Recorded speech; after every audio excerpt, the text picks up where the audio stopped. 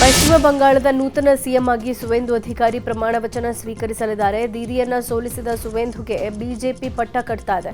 ಕೋಲ್ಕತ್ತಾದಲ್ಲಿ ಅಮಿತ್ ಶಾ ನೇತೃತ್ವದಲ್ಲಿ ಆಯೋಜಿಸಿದ್ದ ಶಾಸಕಾಂಗ ಪಕ್ಷದ ಸಭೆಯಲ್ಲಿ ಸುವೇಂದು ಅಧಿಕಾರಿ ಅವರನ್ನು ಆಯ್ಕೆ ಮಾಡಲಾಯಿತು. ಇವತ್ತು ಬೆಳಗ್ಗೆ 11 ಗಂಟೆಗೆ ಮುಖ್ಯಮಂತ್ರಿಯಾಗಿ ಸುವೇಂದು ಪ್ರಮಾಣ ವಚನ ಸ್ವೀಕಾರ ಮಾಡಲಿದ್ದಾರೆ.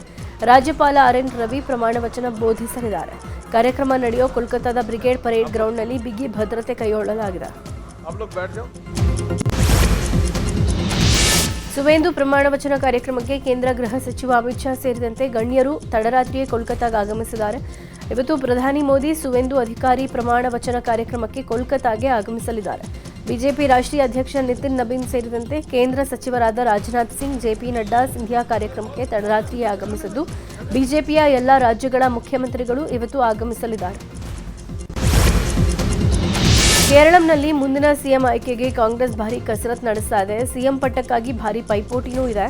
UDF ಅಧಿಕಾರಕ್ಕೆ ಮರಳಿದ ನಂತರ ಹಿರಿಯ ನಾಯಕರಾದ KC ವೇಣುಗೋಪಾಲ್, VD ಸತೀಸನ್ ಹೆಸರು ಮುಂಚೂಣಿಯಲ್ಲಿದೆ.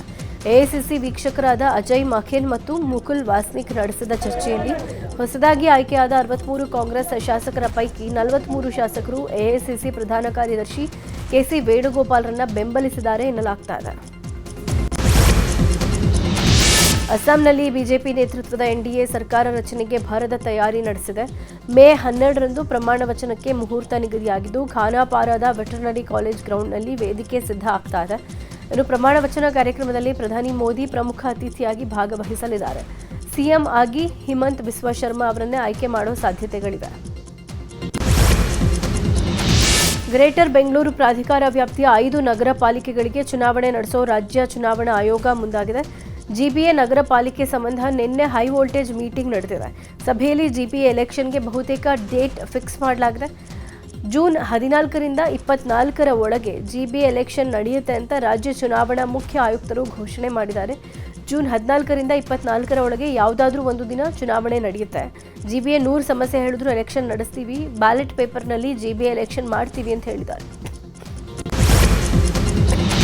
ಪಶ್ಚಿಮ ಬಂಗಾಳ, ಅಸ್ಸಾಂ, ಪುದುಚೇರಿಯಲ್ಲಿ ಅಧಿಕಾರ ಹಾಗೂ ಕೇರಳ ರಾಜ್ಯದ 3 ಸ್ಥಾನಗಳಲ್ಲಿ ಬಿಜೆಪಿ ಗೆದ್ದು ಬೀಗಿದೆ. ಇದರ ಬೆನ್ನಲ್ಲೇ ಬೆಂಗಳೂರಿನ HAL ಏರ್ಪೋರ್ಟ್ ಪ್ರವೇಶ ದ್ವಾರ ಬಳಿ ಕಾರ್ಯಕ್ರಮ ಆಯೋಜನೆ ಮಾಡಲಾಗಿದ್ದು, ನಾಳೆ ಬೆಂಗಳೂರಿಗೆ ಪ್ರಧಾನಿ ನರೇಂದ್ರ ಮೋದಿ ಆಗಮಿಸಲಿದ್ದಾರೆ. ಕಾರ್ಯಕರ್ತರನ್ನ ಉದ್ದೇಶಿಸಿ ಮೋದಿ ಭಾಷಣ ಮಾಡಲಿದ್ದು, ಸುಮಾರು 10ರಿಂದ 15,000 ಜನ ಸೇರೋ ನಿರೀಕ್ಷೆ ಇದೆ.